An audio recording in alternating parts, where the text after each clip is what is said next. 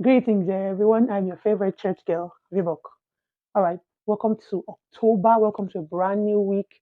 In fact, in this month of October, we are going to overcome challenges, obstacles, barriers. We are going to overcome.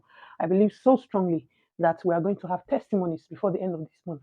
Congratulations on arriving into your overcoming month. Welcome, you all.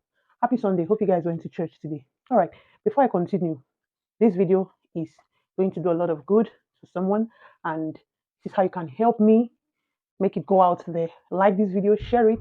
I'm on Facebook, I'm on Instagram, I'm on YouTube. Like my Facebook, follow me on Instagram, subscribe to my YouTube channel.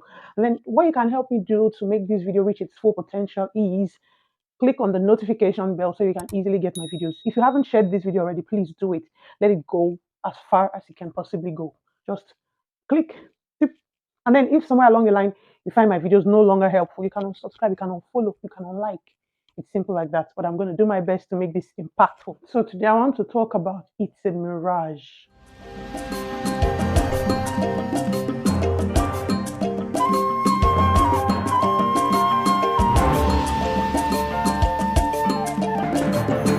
And now, let's make welcome Vivo. What's a mirage? A mirage is something that looks like it's there, but it's not actually there. Like you're walking on the road, and on the road in a hot afternoon, it's looking like there's water on the road. When you look real close, there's no water there. I had that experience when I was like 16. I like to sleep with my lights off, and then I don't even know what it was again. It just looked like a horse's head, and then it happened several nights, and one day I had to just draw it to remind myself that this thing is in my head. It happens. Have you experienced it? You know this thing is not there, but it's looking like it's there. Now, the funny story I wanted to share. I must have been like 6 years old, and one afternoon, my dad was in the bathroom washing, and I don't know what took me to the window. I was just looking outside, nothing particularly. I was just looking, and then I looked at the sky. It looked like it looked interesting. There was this image in the sky I could see, and funny enough, it was colorful. So I continued to stare, and the more I stared, the more it looked like a woman in a medieval robe holding a pot in her hand. I was like, okay. And the more, honestly speaking, the more I stared at it, the more it took shape, the more it formed, the more real it became. And at some point, it started to look like the woman was actually descending gradually. This is me looking in the sky. It looked like the woman was descending. And then I yelled to my pops, Daddy, come and see. He ran outside to come and see what was going on.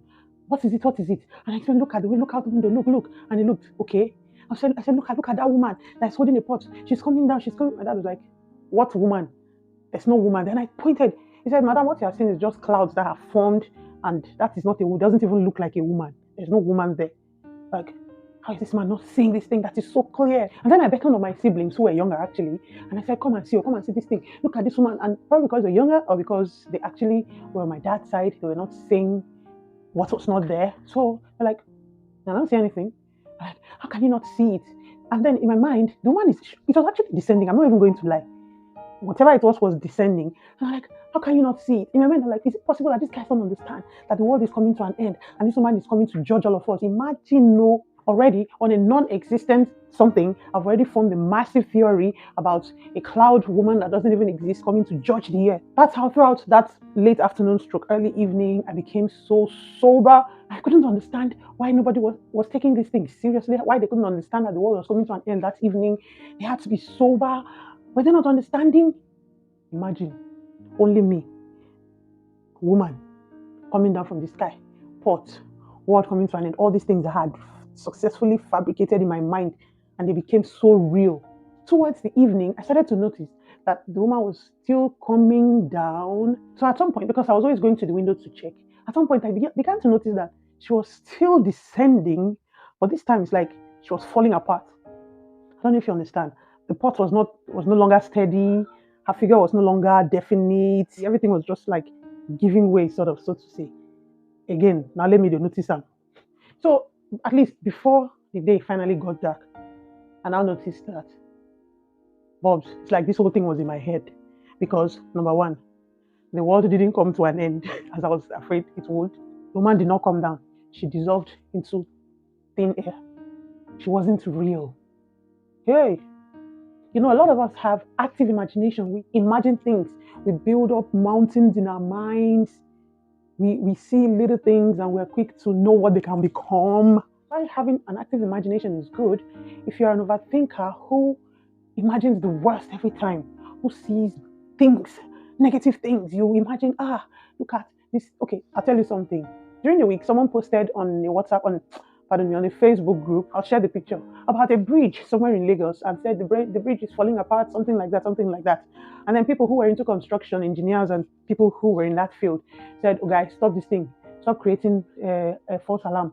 The bridge is not falling apart. The bridge is actually balancing, something like that. You know, like expansion or something. I'm going to put the responses here.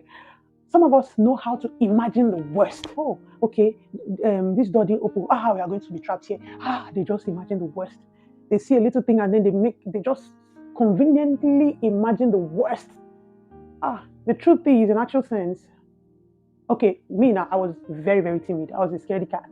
And that's why very often I was always imagining things, and it has all come to me now that most times when we're imagining all these bad things that can happen is because we're just being cowardly, we're being scared. Most times those things we're imagining are not there, they're not existing. And I just want to use this opportunity to tell someone that if you are in this boat, stop imagining the worst. Things that are not there, you're imagining. Calm down. Calm down. Don't use your fear to build a mountain out of a molehill. No, life is not like that. All right? That being said, once again, I welcome you to October. Like I said, October is the month of overcoming. You are jumping over your barriers and you are reaching your goal. Whatever has put you in a spot, in a corner of inconvenience that has made you seem like, oh man, this mountain can never come down. It's coming down already. Look well, it's coming down. You will overcome. Testimonies will roll in very soon. It's a brand new week filled with possibilities. Grab all you can. That being said, happy independence to my nation, Nigeria. Join me to celebrate. Woohoo! Nigerians all over the world, never you forget your motherland. Let's keep praying. Things are looking up and so shall they be. Remember, before you go, I said I'm on Facebook, I'm on Instagram, I'm on YouTube. Like my Facebook, VBoxings.